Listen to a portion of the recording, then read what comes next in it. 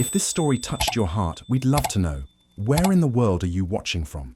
Drop your city or country in the comments below and let's see how far this story has traveled. Your thoughts truly matter here. And if you haven't already, hit that subscribe button and turn on the bell, because tomorrow we're sharing another powerful story that might just change the way you see love, family, and second chances. Trust me, you won't want to miss it. Until then, stay kind, stay curious, and keep believing in the power of connection. Emily Carter had never stepped foot inside a place like Hayes & Co. before she got the janitor job. With polished marble, floors, velvet dining chairs, and chandeliers that looked like they belonged in a palace, the upscale Manhattan restaurant felt like a world she was never meant to enter, at least not as a guest. At just 21, Emily had spent most of her life cleaning up messes she didn't make, both literally and metaphorically. Raised in a string of foster homes, she had grown used to being overlooked, unheard, and underestimated. That night was supposed to be just another late shift, scrubbing bathrooms, wiping tables, and collecting stray linen napkins after a high-profile political dinner. The guests were long gone, the waitstaff had clocked out, and Emily was the only person left in the building, or so she thought. As she pushed her mop cart down the hallway near the executive offices, something strange caught her eye. A door slightly ajar, soft light spilling through the crack. She froze. The brass nameplate read, "Logan Hayes, Executive Suite." Emily had heard the name countless times. The man who owned the restaurant. The millionaire whose success story was featured in every business magazine. The one whose shoes probably cost more than her monthly rent. She shouldn't look. She knew she shouldn't. But curiosity has a way of ignoring caution, especially when the world has always kept its doors closed to you. Just a peek, she told herself. A few steps in, no touching, just wonder. The office was breathtaking. Walls lined with awards, shelves stacked with hardcover books she could never afford, a scent of leather and cedar filling the air. Emily didn't dare move past the doorway. She stood there for a moment, soaking in the life that might have been, then turned and slipped out quietly. But by morning, everything had changed. As she clocked out, a firm voice called her name, one of the security guards. "Mr. Hayes wants to see you. Now." Her stomach dropped. Inside the executive suite, Logan Hayes sat behind a wide mahogany desk, his expression unreadable. "Sit," he said, barely looking up. Emily sat, her hands trembling in her lap. "You were near my office last night," he said, flipping through a folder. "Is that true?" She nodded. "Yes, but the door was open. I didn't take anything, I swear." "I never said you did," he replied, eyebrow raised. "Interesting that you went straight to that." Emily's breath caught. "After your visit," he continued coldly, "important documents went missing." Her heart pounded. "I didn't take anything. I didn't even touch the desk." "Then you won't mind showing me your bag?" "No," she said quickly, clutching the old canvas backpack against her chest. "That's private." Two security guards entered the room. "Get it," Logan ordered. "Don't touch me," Emily screamed, backing into the wall, tears brimming. "I'm not a thief." But the damage was already done, and what Logan found inside that backpack would turn both their worlds upside down. Logan yanked the old backpack from Emily's arms, his jaw tight with suspicion. She collapsed into the chair, trembling, tears streaking her cheeks as the guards backed off. Her entire body shook, but she didn't make a sound, not even when he unzipped the bag in front of her like a man unveiling a crime scene. Out came a crumpled tissue pack, a small worn wallet with a few coins, a folded-up bus schedule, and then something that made him pause. A bundle of old letters, yellowed at the edges, tied together with a fading pink ribbon. Logan frowned, flipping through them. They weren't anything valuable, just fragments of someone's forgotten past. Then he pulled out a plastic sleeve. Inside it was a single sheet of paper, a document. He glanced at it. At first, it looked like a birth certificate. Nothing unusual. until he read the name printed on it. Child's name, Emily Carter. Mother, Susan. Hayes, father, Richard Hayes. He blinked. His heart stopped. His last name, Hayes, was printed right there. Bold, official, real. He read it again, and again. His chest tightened. His fingers began to tremble. No, this can't be, he whispered. Emily still sat in the chair, eyes cast down, silent and still. She hadn't moved. She hadn't said a word. Logan stepped back from the desk, the document still in his hand, his mind spinning. "Where did you get this?" he demanded, his voice sharp, cracking at the edges. Emily didn't answer. "Tell me," he said louder, stepping closer. "Is this real?" Her eyes finally met his, red-rimmed, broken, tired. "Would it matter?" she whispered. "You already saw me as a criminal." The words hit like a gut punch. Logan staggered back, stunned. The air in the room felt suddenly thin. He looked at the document again. The date of birth, 21 years ago, right around the time he'd gone off to college. He remembered his mom being sick back then, his dad losing his job, the whole family struggling, but no one ever spoke of a child. No one mentioned a sister. They had kept this hidden. For decades, a sudden wave of nausea hit him. He had just accused, humiliated, and manhandled his own sister, and she had said nothing. Let him go through with it. Let him dig his own hole. He sank into the chair across from her, his confidence shattered. "I didn't know," he said softly. "I had no idea you existed." Emily gave a bitter smile. "Yeah, I figured." The room was dead quiet now. Only the faint ticking of the wall clock filled the space. Logan stared at her, at the girl who had just turned his entire world upside down. "I need answers," he said under his breath. "I need to know why no one told me." And for the first time in his life, the man who built an empire on control was completely lost. That night, Logan Hayes couldn't sleep. The city lights blinked through the windows of his penthouse, casting gold across the hardwood floor.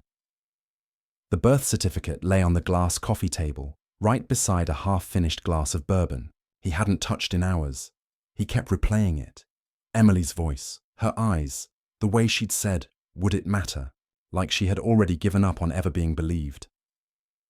He had built his life on structure, control, and loyalty. He prided himself on being a man of integrity. But now, he had to face the reality. His family had abandoned a child, and he, unknowingly, had followed in their footsteps. The next morning, Logan sat at his desk with a phone in hand, staring at a number he hadn't dialed in nearly 10 years. His thumb hovered. Then he pressed call. The voice on the other end was warm, surprised. "Logan Hayes. Oh my, it's been years." "Helen," he said, his voice tight. "I need to ask you about someone. A girl named Emily Carter. You knew her at St. Vincent's shelter, didn't you?" Silence. A long one. "I was wondering when this would come out," Helen finally said, her voice softer now. "Yes, Logan, I knew her. I helped raise her. She's your sister." Logan closed his eyes. The confirmation still hit like a hammer, even though he already knew. "Why didn't anyone tell me?" Helen sighed. "Your parents begged us not to. Said they couldn't handle it. Your mother was sick. Your father had lost everything. They made a decision they never talked about again. They wanted you to stay focused on school, on your future.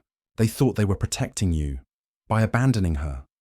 "I tried to stop them," Helen said gently. "But they wouldn't listen." When the call ended, Logan just sat there. The shame was overwhelming.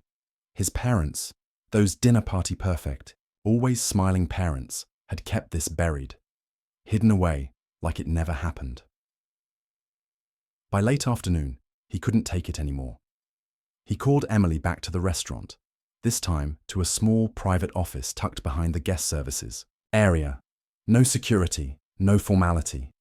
Just a desk, 2 chairs, and truth hanging in the air like fog. She walked in slowly, guarded, She didn't sit until he motioned. Even then, she crossed her arms tight, eyes sharp. "I talked to Helen," he said quietly. "She told me everything." Emily didn't flinch, just watched him, waiting. "They gave you up," Logan said, "and they lied to me for 21 years. She swallowed hard but didn't speak. "I accused you. I treated you like nothing. And now I find out you're my sister." His voice cracked. "I'm sorry," he said. "I know that's not enough. But I need you to know I'm ashamed of what I did and of what they did. But if there's any way to start making it right, I want to try." Emily looked at him for a long time. Her voice, when it came, was barely a whisper. "I don't need your guilt," she said. "But maybe. I'll take your honesty." For the next few days, Emily didn't say much.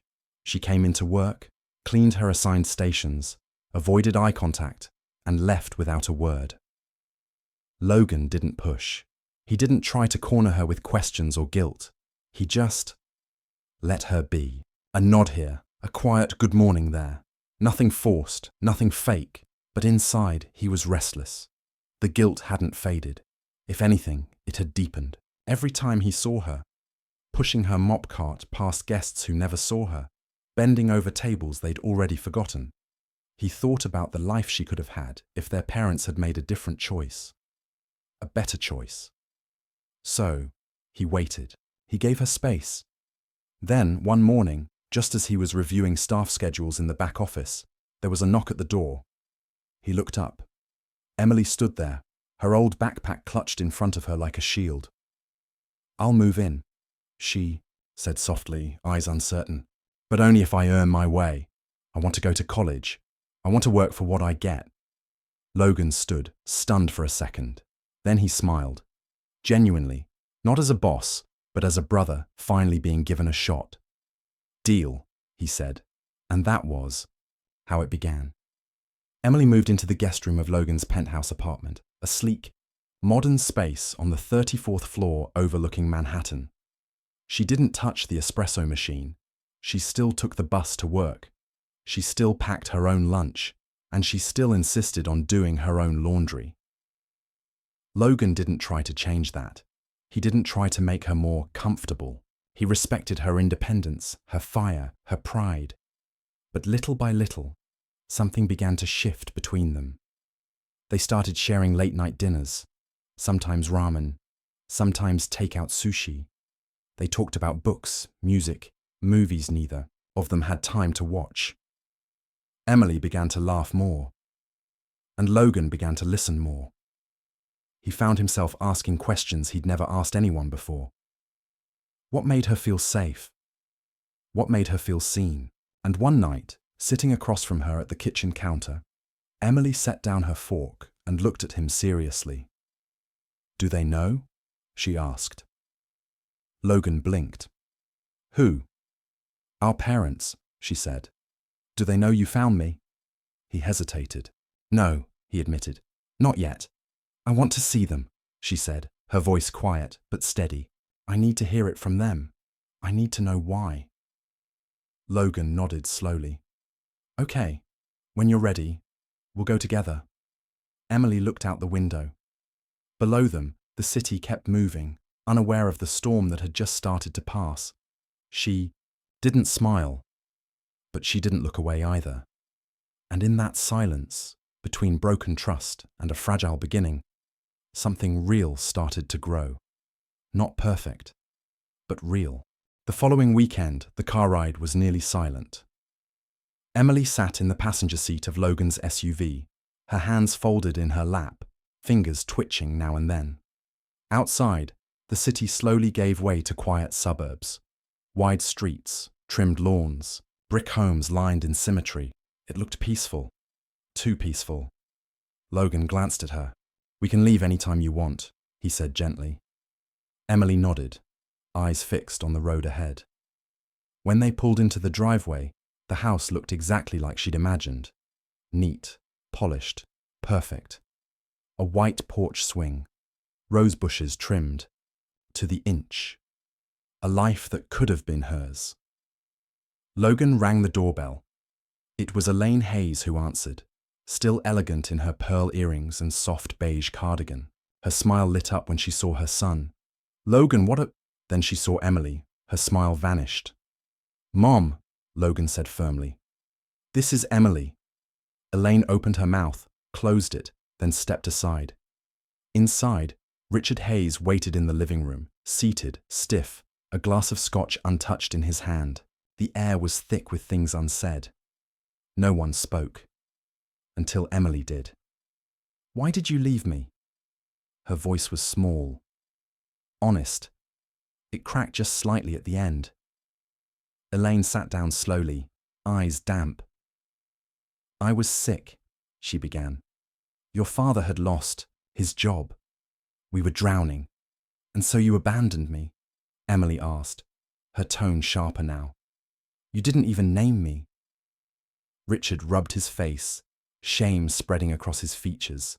"We thought it was best. You were just a baby. Logan had just left for college. We didn't want to burden him with it." Logan cut in, his voice cold. "You told me family was everything, that loyalty mattered. And then you gave her up like she didn't exist." Elaine's hands trembled. "We thought we were protecting you. Both of you." "You weren't," Emily said, rising from the couch. "You were protecting yourselves." The room went still. Emily turned toward the door. Her hand was already on the handle when Logan stood. "Wait," he said softly. "Please." She paused. He looked at their parents, then back at her. "You don't owe them forgiveness, but maybe we try, together, not to erase it, but to rebuild from it." Elaine's voice broke. "We'll try, if you'll let us." Emily turned back around, her face no longer angry, just tired. "I don't know if I can forgive you," she whispered, "but maybe I can try." Weeks passed. Emily started college, majoring in English literature. The books she once only dreamed of were now her daily reality. She still worked part-time at Hayes & Co., no longer cleaning floors, but working in guest services. She insisted on earning her way, and Logan never argued. Family dinners started small, awkward, tense, but over time, they became real. One evening, standing on the balcony of Logan's penthouse, Emily looked out at the lights of the city and said, "You know, for the first time in my life, I feel like I belong somewhere."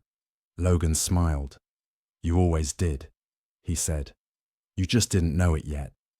This story wasn't just about secrets, it was about second chances, healing, and the courage to face the past. Now, we want to hear from you. Have you ever been wrongly judged, misunderstood, or had to rebuild trust with someone you love? Or maybe you've been in Emily's shoes, fighting to be seen, to be heard, to belong. Share your story in the comments. You never know who needs to hear it. And tell us, do you think Emily should have forgiven her parents? Was Logan's effort enough to earn her trust? We'd love to know what you would have done in her place. Also, let us know where in the world you're watching from. Drop your city or country below so we can see how far this story has reached. Your voice matters here, and this space is about connection just as much as storytelling. If this moved you even a little, don't forget to subscribe and turn on the bell, because tomorrow we've got another emotional story that just might stay with you long after the video ends. Until then, thank you for watching. Thank you for feeling this with us.